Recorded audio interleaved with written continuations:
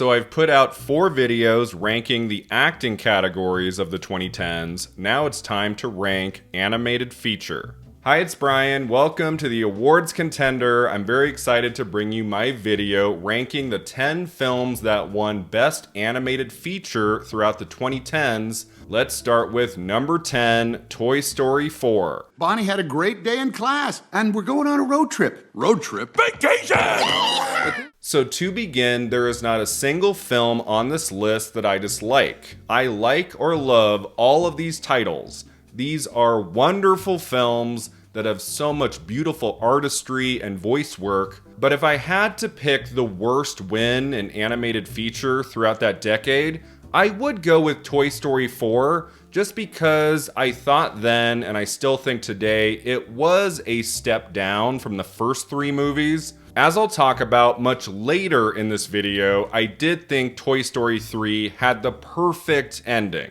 to that series.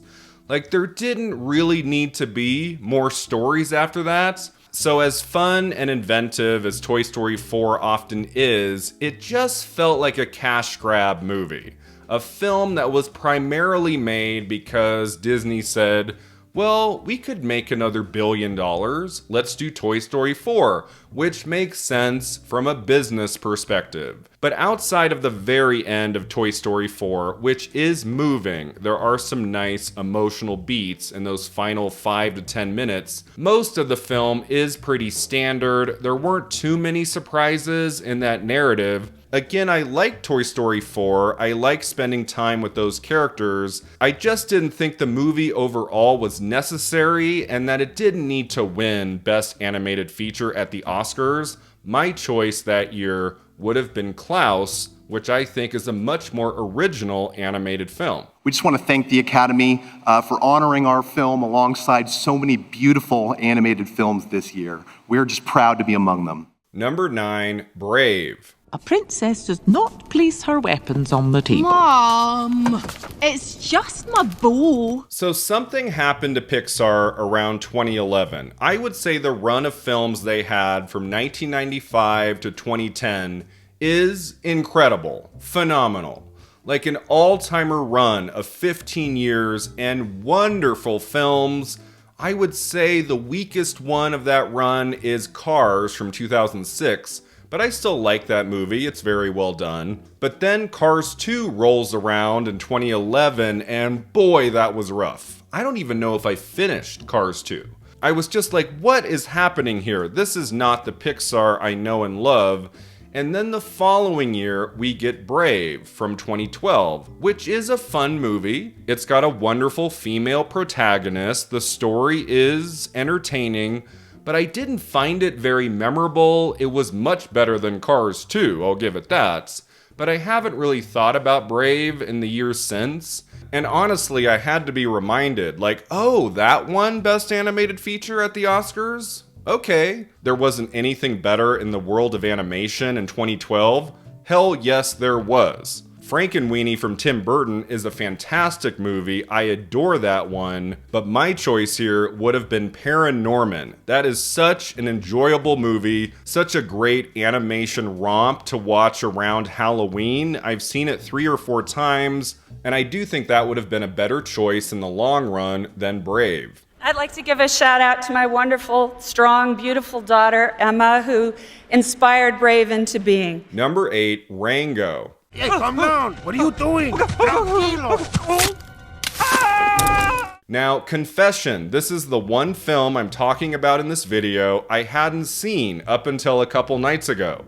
I was like, did I see Rango? I didn't. Because the month it opened in early 2011, I had a major life change. I had a big move. I wasn't seeing a lot of films for a few weeks. So I missed that one, and I guess I elected not to follow up on it during the 2012 award season. I did have high hopes for this one when I put it on, but to be honest, I kind of checked out a little bit in the second act of Rango. I really liked it for a while, but I felt like the movie goes on a little too long. I felt like the narrative could have had more emotional stakes, but it is beautiful to look at. It's very funny. The voice work throughout is excellent. It's definitely an original piece of animation we haven't really seen before or since. That character and that world are very specific, and so even though I didn't love this one, its Best Animated Feature Oscar can stay. And to my beautiful wife and my family who inspire me every day with their smiles and laughter, it doesn't get any better than this. Thank you. Number 7, Zootopia. We need to acknowledge the elephant in the room. Francine. Happy birthday. This one, I also needed the reminder. I was like, what won Best Animated Feature for 2016? You go through your head like, okay, what was the Pixar movie that year? It was Finding Dory. I'm like, I don't think Finding Dory won. What was another big Disney film from that year? Zootopia. That probably won, and it did. I saw this movie once in the theater. I very much enjoyed it. I gave it a positive review, and I moved on. Kind of like with Brave in a sense, I haven't really thought about Zootopia in the many years since it came out. I know it has a huge fan base. It's very much beloved. Some of you might put this at like number 5 or 4 or even higher. Although I love the characters and the look of this one, I didn't have the emotional connection to this story the way I had to definitely the top 3 I'm going to talk about. This is a great film, a great win for Best Animated Feature, although Moana was also nominated that year. That also could have taken this pretty easily, I would say, and I'm a bit surprised all these years later that they went with Zootopia instead of Moana. We got this crazy idea to talk about humanity with talking animals in the hopes that when the film came out, it would make the world just a slightly better place. Number 6, Big Hero 6. So the movie with the number 6 in its title gets the number 6 slot, and I'm not doing that to be cute. I honestly considered number 7, number 5, and number 6 just felt right for this movie. Again, kind of like Zootopia and maybe even Rango, Big Hero 6 has its fans, and many of you probably would put it higher, I don't know. This is another animated film I only saw the one time. I remember I was the only one in the theater.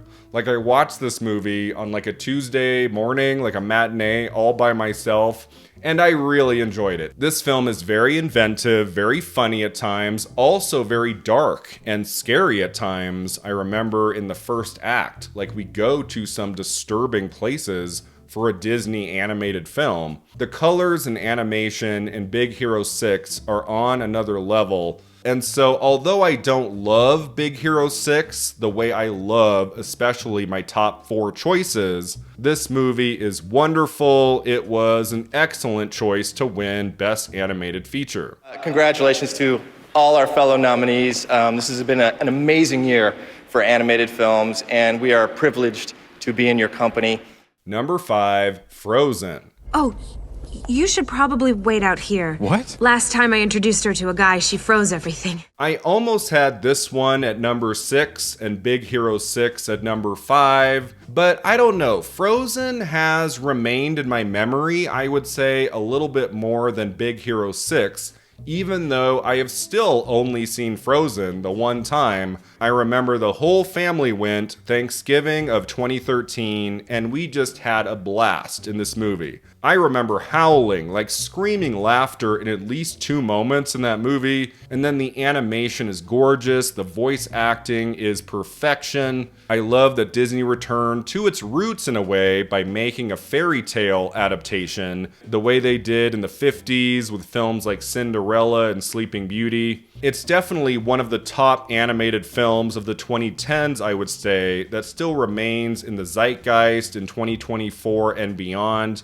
That story, those characters, those songs, especially Let It Go. I mean, come on. This was a glorious Best Animated Feature Oscar win. And finally, we'd like to dedicate this to our guardian angel. That's my son, Ryder Buck.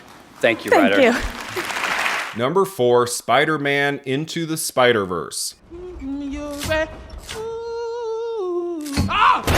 Teenagers, just the worst. What a very cool win this was in early 2019 at the Oscars in animated feature. I mean, you might notice I'm mostly talking about Disney movies in this video. Almost everything that won Best Animated Feature that decade was a Disney film. I mean, for a long while, Disney dominated this category. It was so easy to predict. Like, what's going to win Best Animated Feature this year? What's the Pixar movie? like for a while, you did not have to think when it came to animated feature. Just check off the Disney film. But that has changed in recent years. I mean, recently we had The Boy and the Heron and Guillermo del Toro's Pinocchio, and then there was Spider-Man Into the Spider-Verse, which is such a dazzling movie. It seemed to push the barriers of the animation art form. Like, I had never seen the kind of animation we get in Spider-Man Into the Spider-Verse. And then on top of that is a riveting story filled with action and emotion. It took a story many of us are familiar with. Like, if you've seen any of the previous live-action Spider-Man movies, there have been many. Like, you kind of have a sense how Into the Spider-Verse's narrative is going to take flight. But then it goes into such daring and unexpected directions. It is just a fantastic film. An essential win for Best Animated Feature at the Oscars. I also loved Across the Spider-Verse, maybe even more, and I can't wait to see where this franchise goes next. This world needs you, okay? This world needs you, so please, we're all counting on you. Thank you. Number 3, Coco. Abuelita runs our house just like Mama Imelda did. No music. Okay, now we are getting to the cream of the crop, like the best in animation of that decade. These top 3 choices, I think, are spectacular works of art that continue to entertain and resonate for many audiences all across the world to this day. Coco takes you inside a haunting, magnificent, beautiful world unlike any we've seen before in the movies. It touches on so many important themes like family and love and loss, that lesson that stays with you, that really you die twice. You die when your physical body passes away, and then you die when the last person on earth who remembers you dies. And honestly, more than anything, that's the piece of Coco that has stuck with me. It's just such a beautiful, life-affirming story for the young and the old and everyone in between. Absolutely nothing was beating Coco for the Best Animated Feature Oscar that year. With Coco, we tried to take a step forward toward a world where all children can grow up seeing characters in movies that look and talk and live like they do. Marginalized people deserve to feel like they belong. Representation matters. Number 2, Inside Out. Woo! Bing bong! We did it! Bing bong? I mean, what is there to say about this wonderful movie? Inside Out is easily one of the very best Pixar films ever made. It blew my mind in the summer of 2015. We hadn't had a really great Pixar film for a while, and I was just so happy to see that return to form in this very original story, the narrative stakes, the many imaginative characters, that beautiful color seen throughout. Like, just the quality of the animation in Inside Out is spellbinding. And the emotional pull of this movie, everybody can relate to this story. Everybody has various monologues going on in their head and different emotions all throughout their day. So you could relate to this girl, you could relate to this story. It has everything you love about a Pixar movie. It's very funny, very entertaining, very sad at times. I mean, Bing Bong's death, I think, has traumatized many a person throughout the years. I was sobbing in the theater at that scene. That is one of the most moving moments from a Pixar movie. Inside Out is a flat-out masterpiece and a fantastic Oscar win for Best Animated Feature. There are days you're going to feel sad, you're going to feel angry, you're going to feel scared. That's nothing you can choose, but you can make stuff. Make films, draw, write. It'll make a world of difference. And finally, that takes me to my number one choice. This is my favorite Pixar movie to date. It was my favorite film of 2010. I think this movie is the pinnacle of animation storytelling. We started the list with Toy Story 4, but my number one choice is Toy Story 3. Look, I can see daylight. We're gonna be okay. I don't think that's daylight. This movie takes my breath away every time I watch it. I mean, for about an hour plus, it's a very good, entertaining story, another visit to these characters. I mean, Toy Story 1 and 2 are also two of my favorite Pixar movies ever. They're so funny, so emotional, so engaging. Toy Story 1 and 2 are fantastic, and for a while, Toy Story 3 is on their level, about the same.